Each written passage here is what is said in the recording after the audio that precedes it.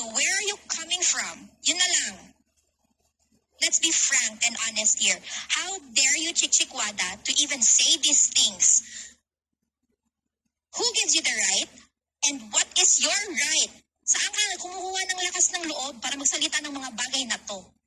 Na alam mo naman, between whoever, diba? Whoever na sinasabi mo dito, walang-wala ka. And that is why nagkakakatak ka dyan na parang latang walang laman. Diba? Mga nanlalait, lumilipad ang bubong, nag-aalaga ng biik, tagatimpla ng kape, nadapa-dapa, naihi, tagapatuka ng manok. Binasted ka nga ng tagapatuka ng manok eh. Tawag ka nga ng tawag eh. Yung tagapatuka ng manok mo na yan, sinasabi mo, Tol, thank you for being so good to me, tagapatuka ng manok. Dapat ngayon, pag na, ano na yung utak mo, na open na, parang naging better ka na, and kumalma ka na, and tingin mo okay na makipagkaibigan ulit, tawagin mo kami sa mga pangalang to. Oy, wag mo sa tawaging Oy, hi, shout out nani, hindi. Hi, shout out, napadapa. Wag mo sabihin, oh, hi, Daisy, shout out. Oh, hi, lumipat ang bubong. Ganon ka na dapat. Ganon ka na dapat magsalita ngayon. Kasi nga, binigyan mo yung sarili mo ng parang right na makapanglait ang mga nanlalait para bang hindi siya nanglalait. Yun kasi no? Ang clean nyo. You are like Mr. Clean. Sobrang idol nyo si Mr. Clean. And therefore, naglilinis-linisan kayo na kayo wala kayong bahid ng dumi. At ibang tao lang ang may dumi na kaya nyong i-judge. Pag kayo nang na-judge, yan, akit kayo. LS after LS para i-explain kung bakit kayo ganito. Ganito kami, ako, buhat bangko, dahil ganyan. Ang tanong dyan, may issue ba talaga? Kayo lang ata yung mga taong nagre-rebat sa taong hindi nyo pa nakikita eh. Kayo lang ata yung galit na galit sa mga taong hindi nyo naman nakakasama. Anong tawag doon? Matalino ba yon? Matalino? Bigyan nyo ng definition si Chick Wada. Kung tawag niya kay Daisy, lumipad ang bubong. Si Ate Rose, nag-aalaga ng biik na utang. Bigyan nyo siya ng definition. Chick Wada, blank. O, sige nga, try nyo. Fill in the blanks. Chick Wada, blank. Diba? Ang dali lang kasi sabihin na ayaw nating mag-resort sa mga actions na hindi naman talaga tama. Pero kayo ginagawa nyo. Ginagawa nyo mismo. Ayaw nyong malait kayo, pero kayo nanlalait. Ayaw nyong personalin kayo, pero kayo namimersonal. How is that fair? Kung kayo mismo sa sarili nyo, hindi kayo true sa gusto nyong advocacy.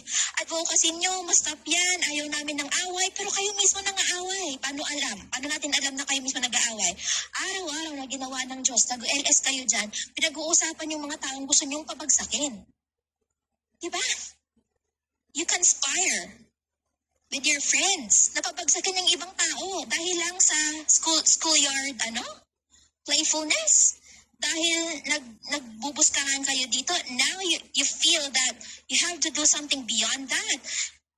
You have to conspire na pabagsakin and, from a personal perspective, saktan ng ibang tao.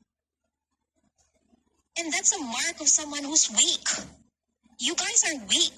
You can't even bring out an argument and talk about the argument and just stay sa argument na yun. You can't talk about ideas or topics. It always has to be about a person. Kayo lang din naman nagpapakita sa community na to na hindi kayo malakas.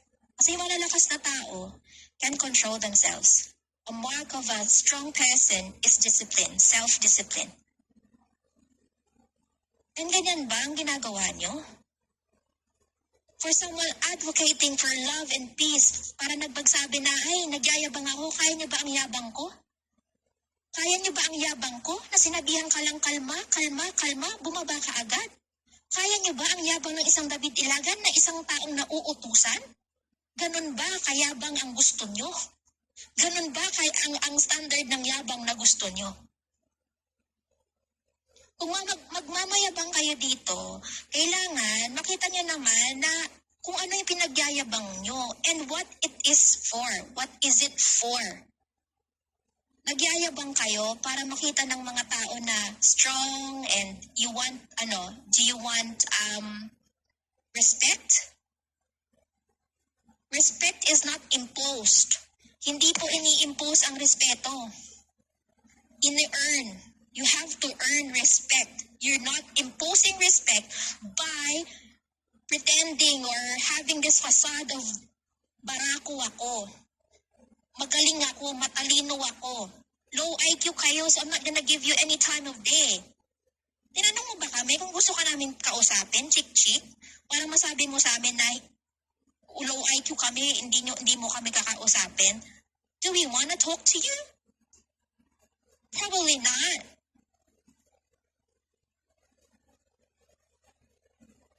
Respect is not imposed in this community. You have to earn it.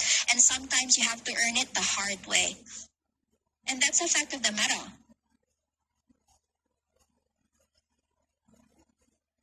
I guess there is no such thing as, end in this whole social media drama. Because if one thing ends, the other thing starts. Like, ang dali gumawa ng issue.